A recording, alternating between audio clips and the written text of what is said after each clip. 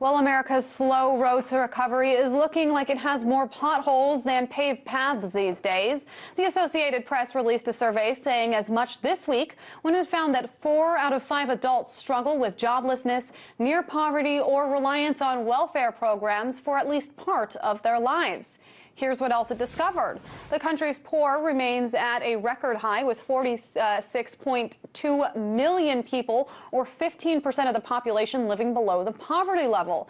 And if you're wondering what that poverty level is, it means that they have an income for a family of 4 of less than $23,000 a year. And this issue is not confined to minorities. According to the survey, 76% of white Americans will experience some sort of economic insecurity by age 60. Now, of the 46 million living below that poverty line at the moment, almost half, or 19 million, are white. Here to help me break down the numbers in greater detail, RT producer Rachel Kurziest and Prime Interest host Bob English join me now. Hey there. Bob, I thought we were on the road to recovery. What's going on? Why would you think that? I don't know. President Obama said so, Bob. Okay, some of the statistics look good, but it's kind of a mixed bag, and here's why. You look at unemployment statistics, and if you're out of a job for as long as a month, you don't get counted in them. And the jobs that we're seeing today are of vastly lower quality than they were before. We're looking at jobs increases in retail sector, in the hospitality sectors, and a lot of this is just part-time work. So the quality of jobs is not what it used to be. And then the actual full-time paying jobs are in construction, and we're seeing another manipulated housing boom. Mortgage rates are rising, and we're going to have a fall in that sector as well. So it's not going to look pretty, I would say, a year out from now. Those are some very ominous predictions, Bob. And just to add to that, I think it's important to think that we are on the road to some sort of recovery, but the idea that the recovery we're looking at is going to be the same as something we had in the past is kind of misleading. When people have new jobs, these jobs, as Bob said, are going to be in manufacturing, fast food work, things of that nature. And you can sense even the fact that fast food workers have risen in their median age. It shows that this is no longer a stepping stone to a job for teenagers. This is now full-term employment for people who just don't have other options. Exactly. Rachel, can you break down some of these statistics a little bit more depth for our viewers? There's obviously a lot of them in this survey. Yeah, there definitely are. And I think that, as you said, the most eye-catching one, that 4 out of 5 Americans are on the brink of poverty, is one that I think deserves a lot of our attention, especially if you think about what the definition of near poverty means here, right? We're talking about people who have experienced unemployment,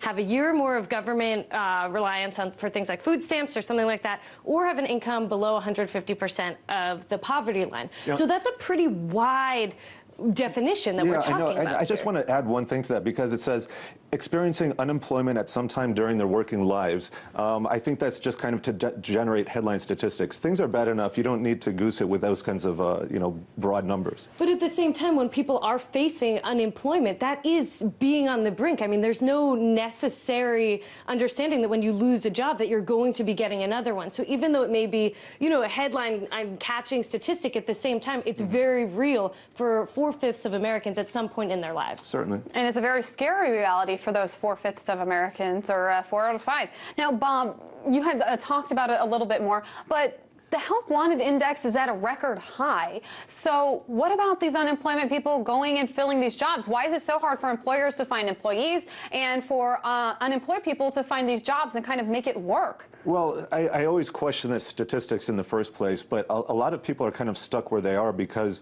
they're stuck in their homes. And why is that? Because they're underwater in them. People owe more on their homes than they're actually worth, and that creates a situation where labor is not mobile. That could be one possible explanation. Now, John Stossel of Fox News Network said that if Americans could get the same amount off of an unemployment check that they can working a low-wage job, then they'll often choose not to take up that low-wage job. Do you think that's the case? I think there is a bit of decision there. People have a lot of options, and there's government help, and they can simply take the decision to take a government check.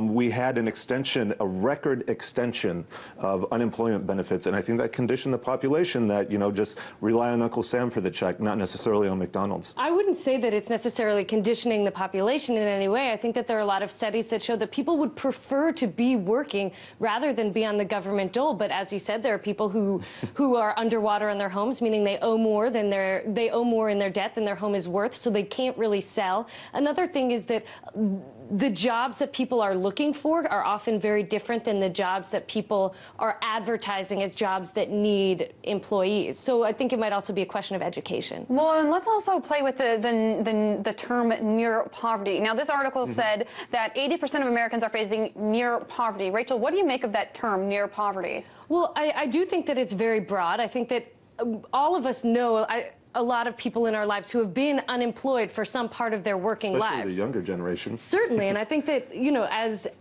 there are a lot of people who don't really have the opportunity to get jobs when they're younger. For instance, like these teenage jobs are now going to people in their mid-20s, and it kind of shifts upward, that there is a lost generation of people who are in their 20s right now who haven't had this meaningful opportunity to be gainfully employed. And now the question is, why would you employ them when you can employ a fresh upstart straight out of college? So there are people who are getting lost in the shuffle here. And Bob, we just have a minute left, so I'm going to give you the last word here.